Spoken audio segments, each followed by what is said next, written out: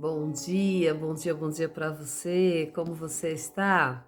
Espero que você esteja bem, que o Espírito Santo possa conduzir nossa palavra nessa manhã, que Deus possa abençoar a sua semana, o seu início de dia, que Deus possa abençoar a tua vida.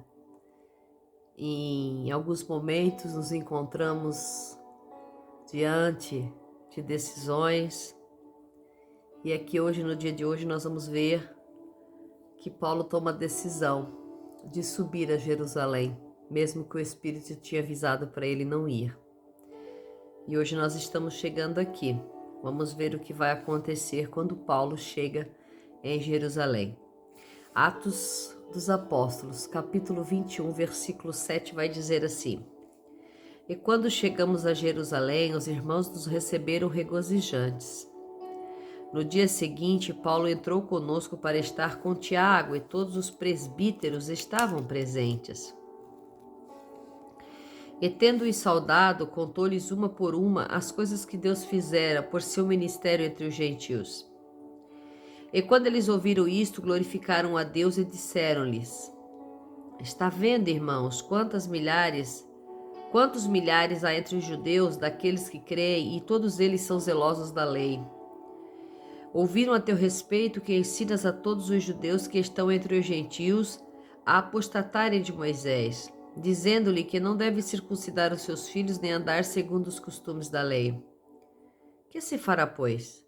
Certamente a multidão se ajuntará, pois saberão que tens chegado. Faze, pois, o que te dizemos. Temos 4 varões que fizeram voto. Toma-os contigo e santifica-te com eles, e paga por eles os gastos. E então rapem a cabeça e saberão aqueles que tudo o que forem informados a teu respeito é falso. Mas que também tu mesmo andas em ordem e guardas a lei. Todavia, a respeito dos crentes gentios, nós já havemos escrito, determinando que se abstenham das coisas sacrificadas aos ídolos e do sangue, e do sufocado e da fornicação. Então, no dia seguinte, Paulo, tomando consigo aqueles varões, já santificado com eles, entrou no templo, anunciando o cumprimento dos dias da santificação, até que fosse feita em favor de cada um deles a oferta equivalente. E quando os 7 dias estavam quase por terminar, os judeus da Ásia, tendo visto no santuário, iniciaram a turba, e o povo lançou a mão sobre ele, gritando: Varões israelitas, acudi, este é o homem que por todas as partes ensina a todos contra o povo, contra a lei e contra este lugar.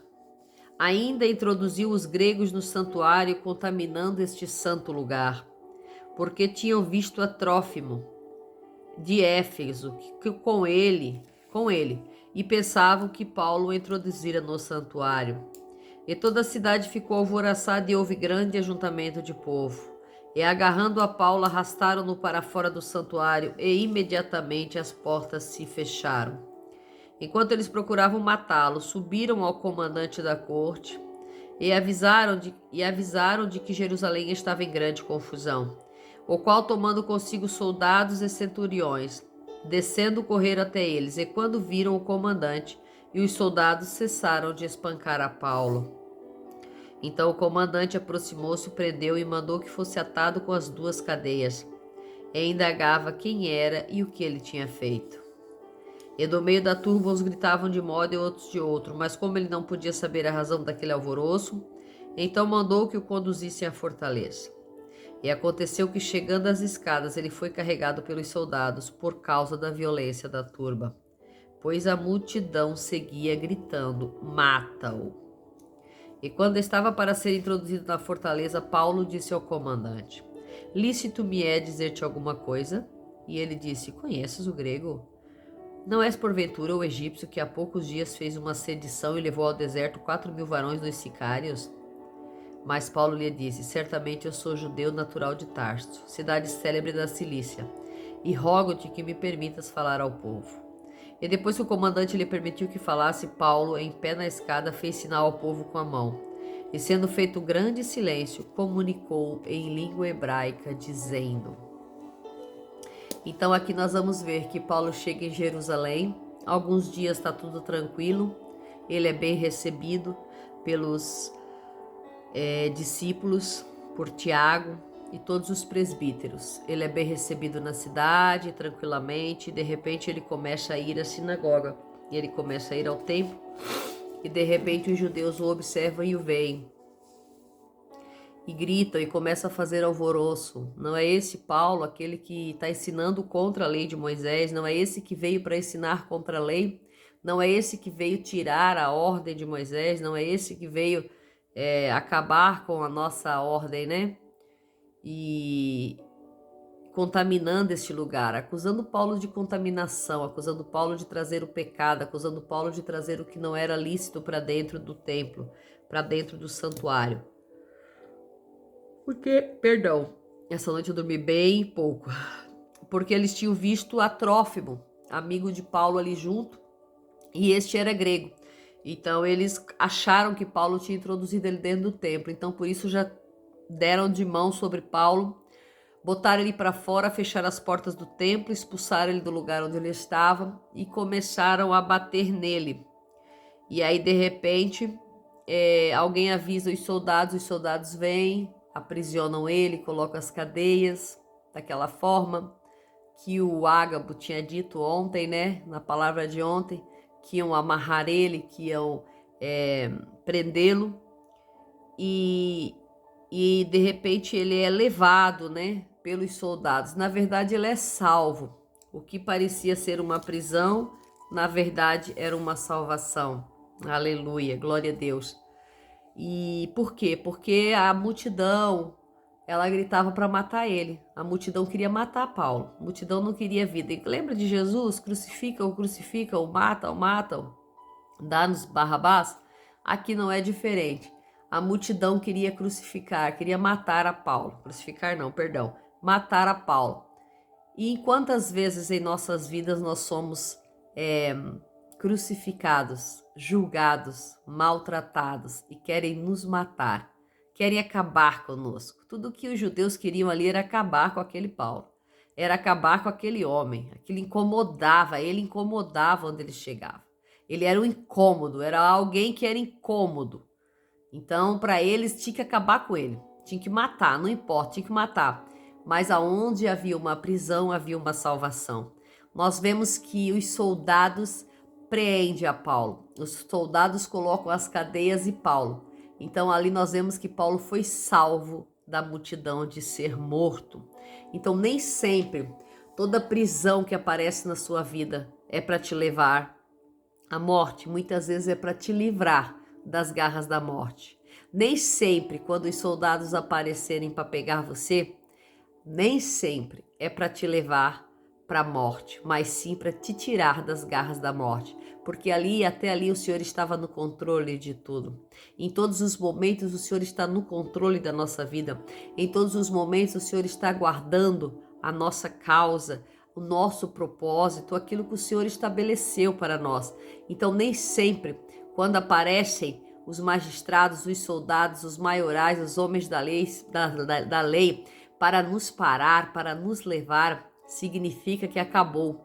Não, significa que você está sendo livre da morte, livre de algo pior, livre de algo que o Senhor está te tirando, que o Senhor está livrando você. Então, diz que Paulo é levado e Paulo estava, a multidão estava tão grande, a turba que diz aqui, estava tão grande, estavam tão alvoroçados, com tanto ódio, com tanta raiva no coração, que não pareciam nem ser judeus cristãos, né? Não pareciam ser judeus, cristãos eles não eram, não pareciam ser judeus, não pareciam ter Deus no coração, queriam a morte dele. Porque nesse momento o inimigo ele entra para ver morte, o inimigo ele quer ver sangue, porque a palavra vai dizer que o inimigo veio para matar, roubar e destruir. E naquele momento ali tudo que eles queriam era ver o sangue de Paulo. Tudo que eles queriam era a morte de Paulo, assim como eles apedrejaram a Estevão na porta da cidade, porque eles queriam ver a morte. Então, aonde existe um Deus na vida dessas pessoas? Aonde está Deus na vida dessas pessoas? Né? Pregando uma religião, pregando algo, pregando um Deus a qual eles não sabem viver. Viver o amor desse Deus genuíno. E aí nós vamos ver que Paulo, ele pergunta para o soldado: Paulo ele ainda pergunta para o soldado: é lícito eu falar algo? Eu posso falar algo? Você me permite eu transmitir algo? Você me permite eu falar algo aqui? Então, o homem, o soldado diz: uau, você fala grego? Então o soldado se assusta por Paulo falar grego, né? O soldado não esperava que Paulo falava grego. O soldado não esperava que Paulo tivesse, né, essa facilidade com as línguas, com a comunicação. Então a comunicação de Paulo fez com que ele tivesse um tempo oportuno. E ele estava subindo as escadas. E nesse momento ele para nas escadas, ele pede para a multidão acalmar. Ele pede que a multidão com a mão para que escutem. E Paulo disse: certamente eu sou judeu. E Paulo disse: se o comandante permitia, permitiu. Aí Paulo fez sinal com a mão e fez-se um grande silêncio no local. E Paulo comunicou-lhes na língua hebraica. Ah, esse Deus, ele é maravilhoso. Paulo comunica com o povo na língua hebraica, na língua que eles precisavam ouvir, na língua no idioma que eles entendiam. Muitas vezes nós queremos ir para judeus falando grego. Muitas vezes nós queremos ir a povos falando línguas que não compreende. É necessário que nós entendamos o meio de comunicação plausível para certos lugares. É necessário que nós entendamos que Deus utiliza de maneiras extraordinárias as palavras, as comunicações para ganhar almas, para ganhar povos. E aqui Paulo, ele pede para que o povo faça silêncio.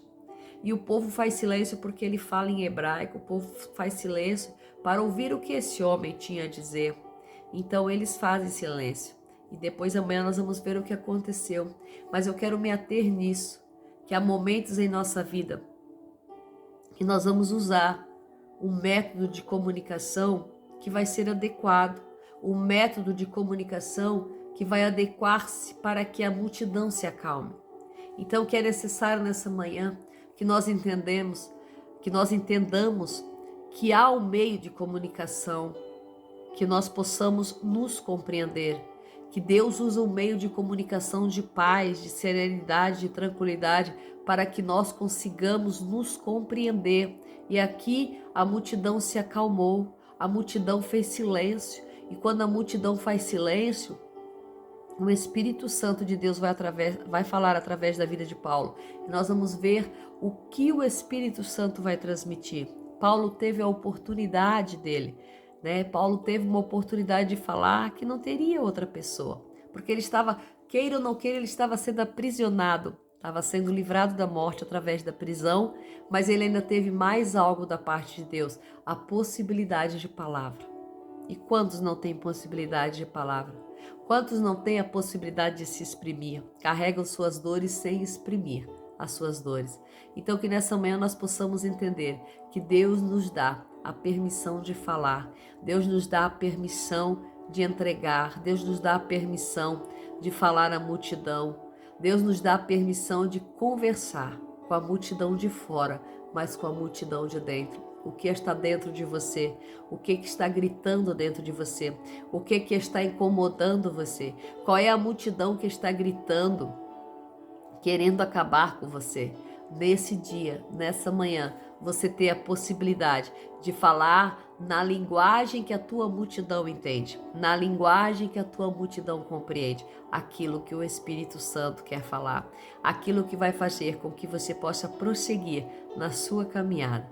Que Deus abençoe você e que você tenha um dia de vitória, em nome de Jesus. A paz do Senhor, Café com Palavra, mais uma vez.